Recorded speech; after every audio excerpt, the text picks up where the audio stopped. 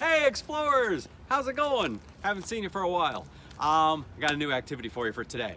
Today's activity is one of our annual activities. That means we do it once a year. Sometimes we do little bits of it throughout the year, but we definitely would have done this one this spring, and it is our annual bird hunt. I know, sometimes some of you go, oh, but those of you who've never done it before, and those who have, remember, everyone who started off with that attitude and then did it usually had a great time, okay? The way we have it set up is like a scavenger hunt, okay? And I have a sheet with all the birds on them, which I'm gonna show you in a minute. And then you just go where you can go. If you can get to Central Park, great. If you can get to another wooded area, great. There's birds out everywhere now. They're starting to come back, and there's a lot to see. Central Park, if you didn't know, is one of the best birding spots in all of the United States, if not the world. I believe there are over 800 different species of birds in North America, and at least 275 of those come to Central Park every year. So it's a lot of great birds to see. You can see rare finds, you'll see common birds. The list that I have is more of a basic list, so you can find some stuff, okay? So here's the deal. If you have binoculars, great. You don't have to have them. If you're walking around the park, I've been walking around this little area today and already seen 5 or 6 birds with no binoculars. So you can do that. There's lots of birds on the ground. There's lots of birds close up that you can see. So don't worry about it. But if you do have binoculars, bring the binoculars, because then you can find things from farther away and try and identify them. The sheet will help you identify. You just take the pictures, match it up, and that's it. If you learn 5 birds out of this, that's great. If you find, I usually say if you find 10 birds, that's a good score. If you find 15, that's a great score. 20 plus is amazing. So depending on how long you go out, that's how many birds you may find. Some days there's a lot out.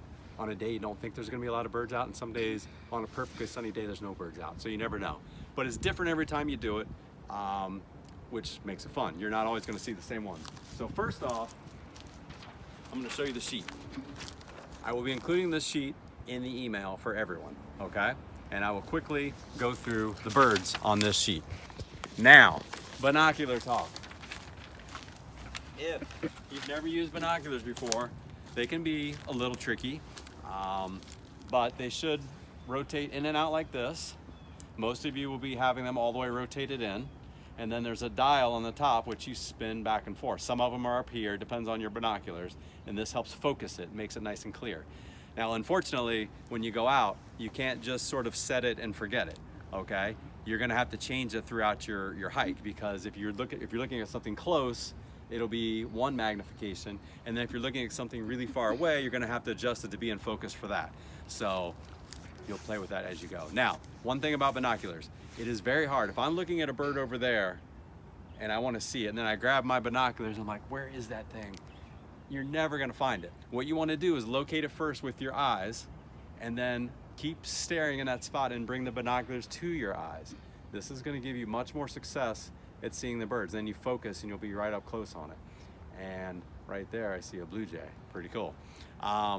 So that's one thing. The other thing, if you're out with your family and you're doing this, and let's say little Tommy's like, ooh, I see a cardinal, and he takes off because he's so excited.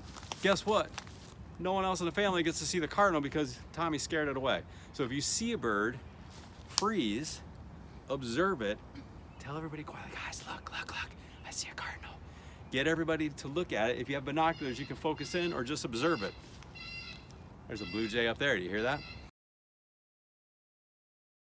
And that's that, okay? So don't chase the birds, and more people get a chance to see them.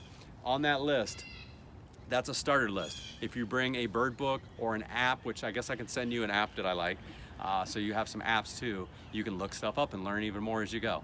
You might find 5 birds that aren't on my sheet, that's still 5 points. And normally I give kids, if it's a bird that's more rare, I'll give 2 points. And if it's a bird I've never seen before, 5 points. So if you think you've seen something super rare, email me, let me know, and I'll tell you. And you can take it as a 5-pointer.